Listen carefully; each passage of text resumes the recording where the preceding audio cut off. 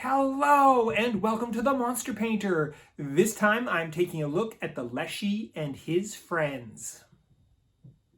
So, about a year and a half ago, I backed Archon Studios' Gamefound campaign, Dungeons and Lasers Encounters. Archon Studio fulfilled the campaign lickety-split and delivered the big brown box 6 weeks early because awesome.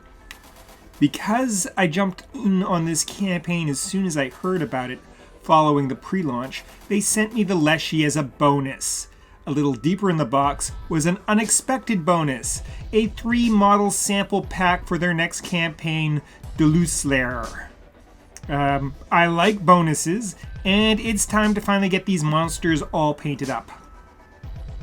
Obviously, the first step is to open up the boxes, and unsurprisingly, the boxes contain sprues. I know, earth-shaking news! Deuslair was Archon Studios' follow-up campaign to the Dungeons and Lasers Encounters campaign. It featured a 5th edition Dungeons & Dragons setting and an impressive volume of rather original models. I didn't back it, mostly because I'm already in danger of being buried alive by unpainted miniatures, and I certainly didn't need a whopping pile more. This sample pack does look like a lot of fun, so let's put it all together and see what we get. Of course, before they can be assembled, they have to be clipped off the sprues. Again, not earth-shaking news or even hard work. It goes pretty quick, and I think it's time to pop open the glue. First up is the Leshy. He's a very straightforward model. Archon Studios does provide one of those CAPTCHA thingies on the box that leads to an online assembly guide, but I enjoy the puzzle quality of a simple model and just dry fit it together before hitting it with the glue. On to the sample pack monsters, starting with the big wooden golem.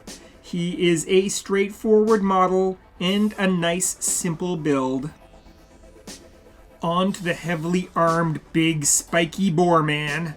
He has a very aggressive, slightly tricky pose, and it's a little more challenging to assemble. Still, he is still a fairly simple model, and it goes together fairly quickly. Next up is the more complex and definitely weirder model. I am not sure what this crazy Koopa-like monster is supposed to be. The guide calls it an Elder Krill, and this creature is definitely the strangest one in the set. Alright, I slapped some gesso on these, and it looks like we have a quartet of badass monsters. But there is definitely something I do not like about one of them. That something is the bird attached to the top of the Leshy's staff. It looks unconvincing and a little goofy to me. The model is otherwise fantastic, and so to save myself the irritation of this part, I will simply snip it off. And voila! Problem solved.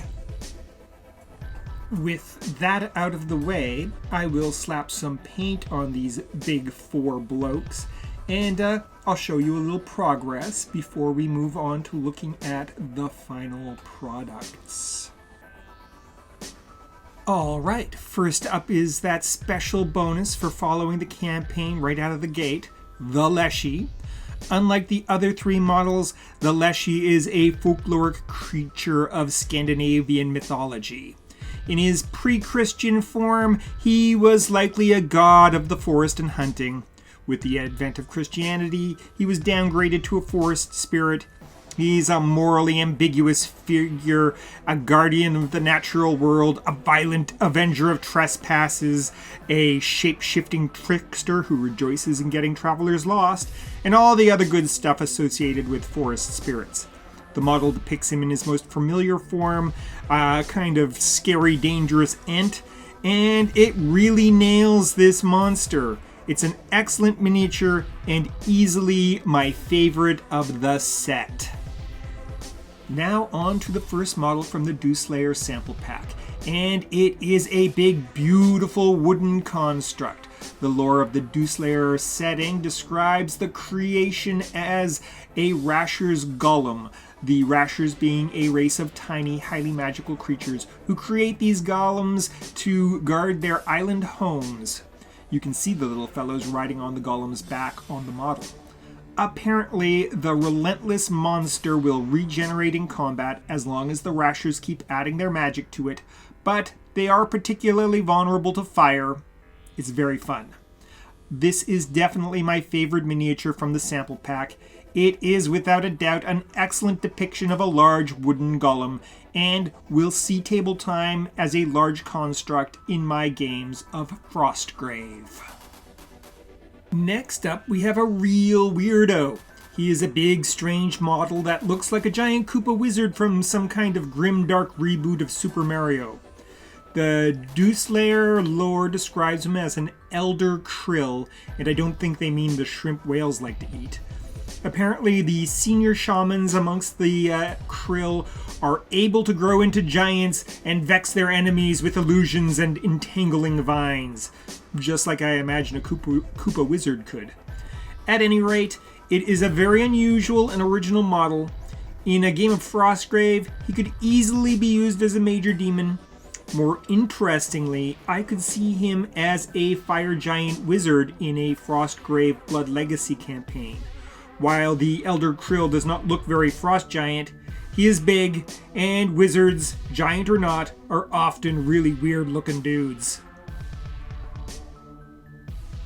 And finally we come to this great big boar man. The Deuslair lore describes him as a Tu'ur, a mutant member of the Vepri race of pigmen, who are slightly smaller than humans and noted for their keen senses and sharp skills. The Tu'ur is a rare mutation that has grown to exceptional size. Strong and ferocious and very dangerous, these guys are nothing to be trifled with. I have to admit, this is my least favorite model of the set. I'm not a fan of lunging poses, and I suspect I positioned him a little low to boot. He's also spiky for spiky's sake, which is a miniature cliche I'm not crazy about either. That being said, he turned out well, and he looks good. I can see him appearing as a major demon in Frostgrave, but I think I will work him into the Princess Mononoke-inspired boar army I daydream of building. Whoa, those are some crazy miniatures. Yep, and you know what else is crazy? Trying to talk to a zombie. Oh, for sure. It's just brains with them. Yeah, and when you try to bring up anything else, like, have you ever tried the liver, maybe? All you get is dead-eyed stares. Yep, and then it's right back to brains. Yeah. I mean, you can talk to a vampire. Sure, it always comes back to blood, but at least you're having a conversation. Bah, I never have a conversation with vampires. They all suck. Well, maybe.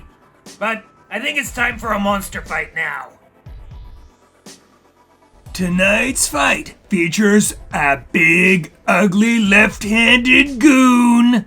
A plastic Warhammer orc from the 90s, modified and painted in the wrong colors. Versus this big, ugly, sinister goon. A metal Warhammer Bloodthirster from the 1990s, also painted with an incorrect color scheme. Which goon will win? Only the old bones know.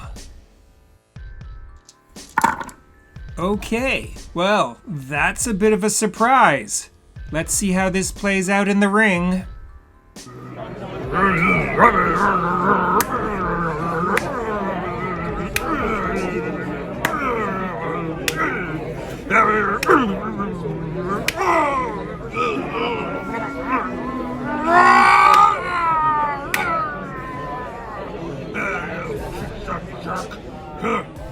And there you have it. The Bloodletter learned a valuable lesson.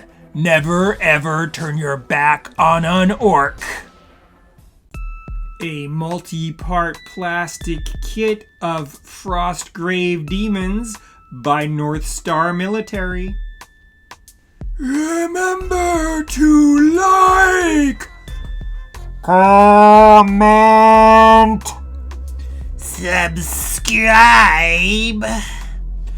and ring the bell.